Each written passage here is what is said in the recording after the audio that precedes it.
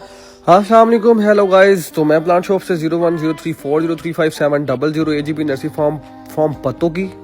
तो आज आपके लिए लेके आ गया हूँ बोगनवेलिया फ्लावर, जो वर्ल्ड वाइड टॉप ट्रेंड पे ज्यादा खूबसूरत दिखने वाले प्लांट। तो इसी के साथ बताता चलूं कि हम भी एक बहुत बड़ा गार्डन तैयार कर रहे हैं बोगनवेलिया का। और ये बोगनवेलिया जो सब्जी में से सबसे ज्यादा आसान उगाना जैसे धनिया है, वैसे ही बोगनवेलिया को उगाना आसान है।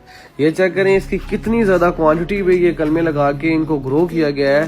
तो बोगनवेलिया एक ऐसी आइटम है कि इसको आप परचेज ना भी करना चाहें तो आप दाएं बाएं देखें, कहीं भी लगी है तो इसकी कलमे लाकर आप खुद इसको ग्रो कर सकते हैं। और बहुत ही आसान इसकी ग्रो है, इसकी कलम लगाएं और इसके फ्लावर बहुत ज्यादा देने वाली ये एक आइटम है कि जो फ्लावरिंग में भी शानदार है। और अगर फ्लावरिंग का टाइम इसका नहीं है तो आप इससे पत्तों की लज़्ज़त भी ले सकते हैं, जो बहुत ही ज्यादा ग्रीन और लश ग्रीन रहती है।